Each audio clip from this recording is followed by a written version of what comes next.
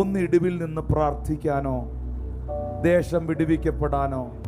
നമ്മുടെ ചർച്ചുകൾ, നമ്മുടെ ശുശ്രൂഷകൾ ലോകമെമ്പാടും, നമ്മുടെ പാസ്റ്റേഴ്സ് മാത്രമല്ല, ലോകമെമ്പാടും ശുശ്രൂഷ ചെയ്യുന്ന കർത്തൃദാസന്മാർ, ദൈവവേലക്കാർ, നോർത്ത് ഇന്ത്യയിലും മറ്റ് പല സ്ഥലങ്ങളിലും സുവിശേഷത്തിൻ്റെ പേരിൽ പീഡനങ്ങൾ അനുഭവിക്കുന്നവർ, വ്യഥകൾ അനുഭവിക്കുന്നവർ.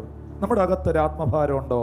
എന്നെ അനുഗ്രഹിക്കണേ, എൻ്റെ കൊച്ചുങ്ങളെ അനുഗ്രഹിക്കണേ, എനിക്കൊരു പുതിയ വണ്ടി തരണേ, എനിക്ക് ഗൾഫിൽ പോകാൻ വഴി തുറക്കണേ, എൻ്റെ പാസ്പോർട്ട് വിസ അടിക്കണേ എന്നും ഉള്ള പ്രാർത്ഥനകൾ മാത്രമായി നമ്മൾ ഒതുങ്ങിപ്പോകാതെ, നമ്മുടെ മുഖത്തിൻ്റെ വാട്ടം നമ്മുടെ സാമ്പത്തിക സ്ഥിതികളെ ഓർത്തല്ല,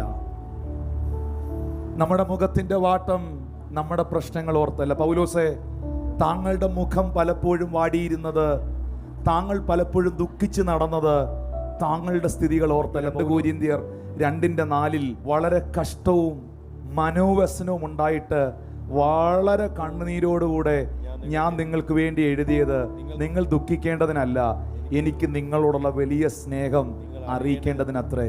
2 കൊരിന്ത്യർ 11:23 മുതൽ 28 വരെ വായിക്കണം.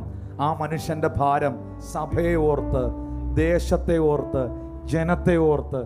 പുള്ളി ഉപയോഗിച്ചിരിക്കുന്ന വാക്കെന്നാണെന്നറിയാവോ? ആത്മാക്കളെ ഓർത്ത് ഞാൻ പ്രസവ വേദനപ്പെടുന്നെന്ന. പ്രസവ വേദന എന്നാണെന്ന് പ്രസവിച്ച സഹോദരിമാരോട് ചോദിക്കണം. അത്രയധികം ബോർഡനോടെ, ആത്മഭാരത്തോടെ പ്രാർത്ഥിച്ചവരുടെ നിരയാണ് ഈ തിരുവെഴുത്തിൽ നമ്മൾ കാണുന്നത്. ഹല്ലേലൂയ. പ്രിയപ്പെട്ടവരെ, ഞാൻ ആ വാക്യം അവസാനിപ്പിക്കട്ടെ. രാജാവ് എന്നോട് നിന്റെ അപേക്ഷ എന്തെന്ന് ചോദിച്ചു. എന്റെ പാനപാത്രവാഹകനെ, why you are suffering, why you are crying? ഒരു രാജാവാ ചോദിക്കുന്നേ. what do you want? നിനക്ക് എന്നാ വേണ്ടേ? എന്താ നിന്റെ പ്രശ്നം?